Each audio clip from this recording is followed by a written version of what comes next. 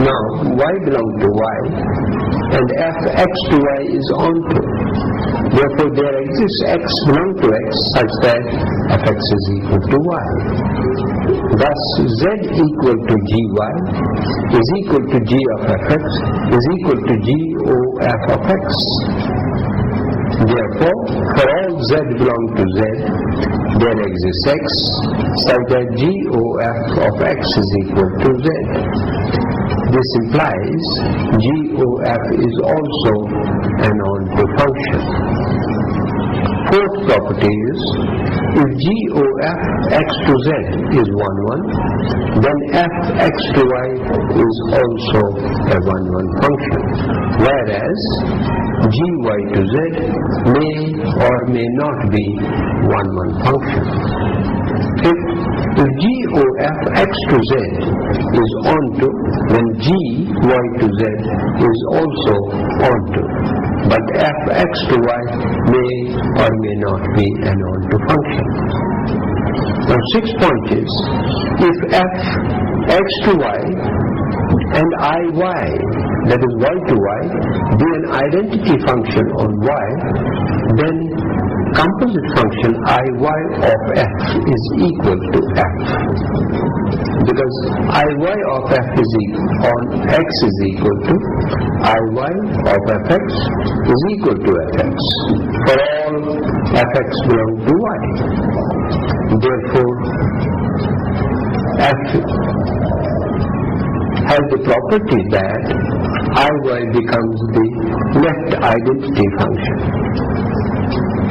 If I x to x be an identity function on x and f x to y be any function, then f of ix is equal to f, because f of ix operating on x is equal to f operating on ixx, which is x, that is equal to fx. Therefore f of ix is equal to f. Then an important concept of inverse of a function. Inverse of a function is defined as follows. Let f(x) to y be a 1, 1 and onto function, that is f is bijective, where y is equal to fx. Then the function f inverse y to x, defined as f inverse y is equal to x, is called the inverse of the function f, if and only if y is equal to fx. Note that the inverse function is obtained by inverting the arrows formed by the function f x to y.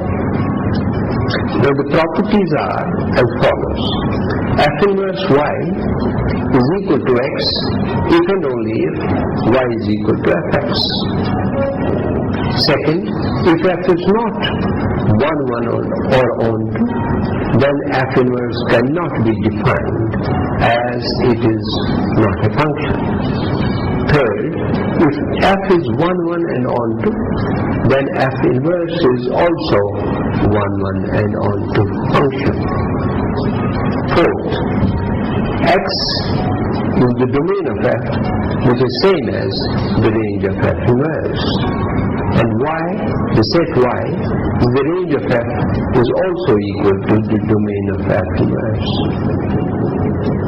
Fifth, for identity I x to x, I inverse is equal to I, that is itself, x to x. So identity function is the inverse of itself. An important property of the inverse function is the sixth property.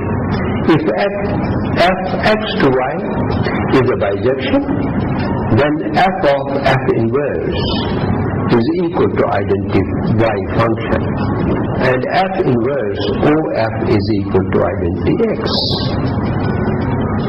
Explanation for this result is that x belongs to x and y belongs to y, such that y is equal to fx. That implies x is equal to f inverse y, because f is a bijection. Now f of f inverse y is equal to f of f inverse y, which is equal to f of x, which is y, which is identity y of y. This shows f of f inverse is equal to identity y function.